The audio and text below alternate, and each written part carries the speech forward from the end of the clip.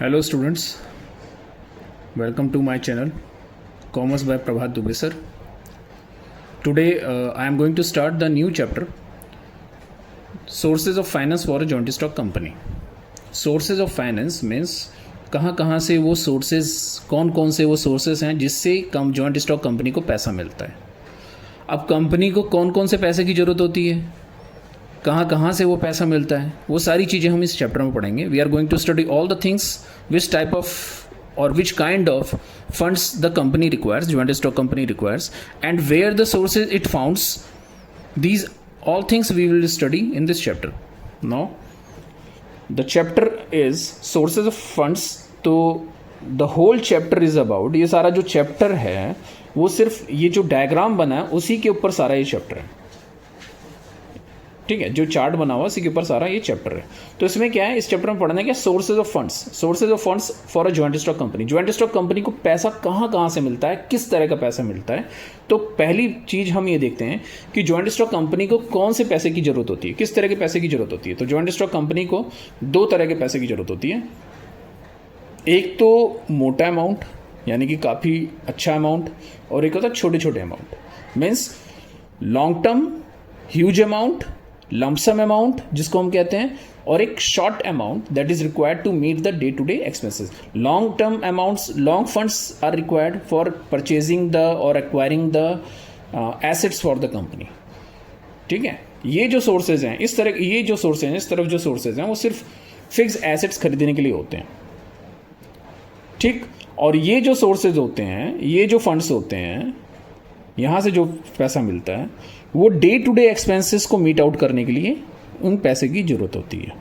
ये टॉपिक है. तो सोर्सेज ऑफ फंड्स क्या क्या हैं. तो पहले तो हमको दो तरह के फंड्स चाहिए होते हैं, एक लॉन्ग टर्म फंड्स, एक चाहिए शॉर्ट टर्म फंड्स. ठीक, और लॉन्ग टर्म फंड्स के सोर्सेज कहाँ हैं, आप कहाँ से ये lump sum amount, long amount, huge amount आपको मिलेगा. तो ये आपको पैसा मिलेगा इक्विटी शेयर से. इक्विटी शेयर्स क्या होता है, क्लास 11th में थोड़ा सा मैंने दिया था हिंट, लेकिन अब मैं बता दे रहा हूँ. इक्विटी शेयर्स इस चैप्टर में भी है. तो इक्विटी शेयर्स क्या होता है कि जब कोई ओनर अपना पैसा शेयर्स में लगाता है तो उसको हम कहते हैं इक्विटी शेयर्स. पहली चीज़ तो ये जानना जरूरी है कि शेयर्स दो तरह के होते हैं. How many types of shares are there, there are 2 types of shares. कितने तरह के शेयर्स होते हैं, 2 तरह के शेयर्स होते हैं. पहला होता है इक्विटी शेयर्स और दूसरा होता है प्रेफरेंस शेयर्स. इक्विटी शेयर क्या होता है, इक्विटी शेयर जो रिस्क लेना चाहता है, जो ओनर बनना चाहता है, जो वोटिंग राइट्स लेना चाहता है, जो कंपनी पे कमांड करना चाहता है, वो इक्विटी शेयर में पैसा लगाता है. ठीक, और जो प्रेफरेंस शेयर होल्डर्स होते हैं जो सिर्फ चाहते हैं कि उनको कंपनी से ज़्यादा अमाउंट तो मिले लेकिन उन रिस्क लेना नहीं चाहते हैं. They don't want to take the risk.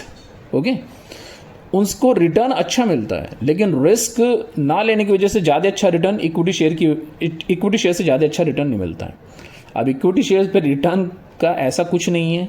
Equity shares पे डिविडेंड कोई फिक्स नहीं होता है, नो फिक्स डिविडेंड. रिटर्निंग का फिक्स नहीं होता है. पैसा अगर कंपनी ज़्यादा कमा लेती है तो बचा हुआ पैसा इन सबको नीचे वालों को देने के बाद जो भी पैसा बच जाता है वो सब इक्विटी शेयर्स का होता है. तो मालिक बनने में फ़ायदा होता है. मालिक कभी भी पैसा पहले नहीं लेता है, हमेशा जो भी ओनर होगा वो सबसे बाद में पैसा लेता है. जब इन सब का पैसा, इन सब का रिटर्न जब दे देगा, जो रिमेनिंग जो आपके 5 हैं इनका पैसा देने के बाद वो पैसा लेता है. ठीक है, डिविडेंड अपना लेता है जिसको हम डिविडेंड कहते हैं. तो ये भी ध्यान में रखना है कि शेयर्स पे रिटर्न क्या मिलता है. अगर हम शेयर्स में पैसा लगाएं तो हमको क्या मिलता है, डिविडेंड मिलता है. ठीक है, बहुत बच्चे इसमें इंटरेस्ट वगैरह पता नहीं क्या क्या लिखते हैं, लेकिन डिविडेंड वर्ड यूज़ करना नहीं तो गलत हो जाएगा. एग्जामिनर कॉपी नहीं चेक करेगा, 0 दे देगा. ठीक है, तो इक्विटी शेयर्स पे हमको क्या मिलता है, डिविडेंड मिलता है जो कि फिक्स रेट से नहीं होता है.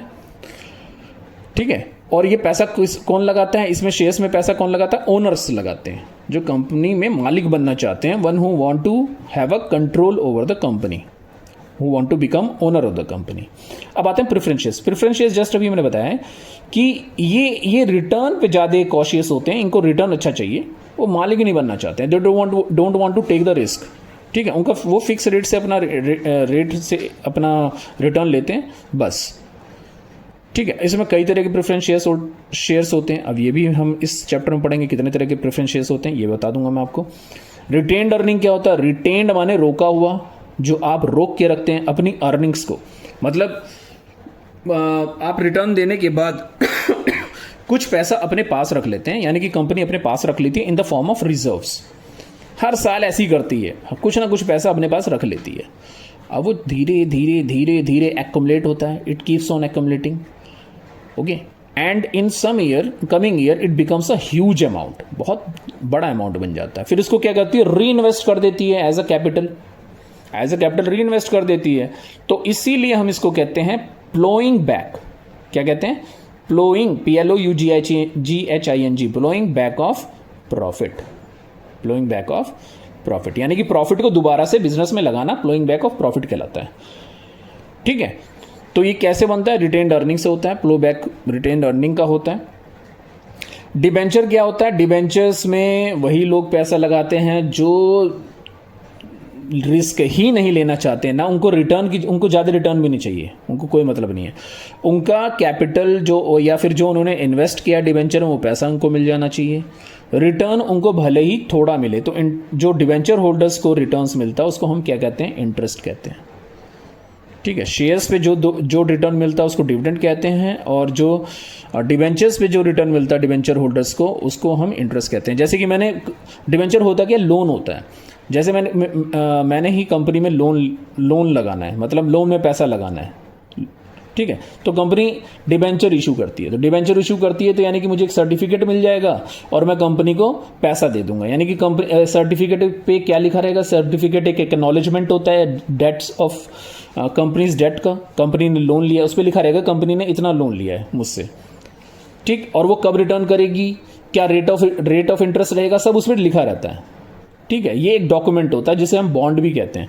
तो ये बॉन्ड हम दोनों के बीच में बन जाता है और मुझे हर महीने या हर साल मुझे एक fix return in the form of interest मिलता रहता है। ये लोन होता है। डिवेंचर्स क्या होता है?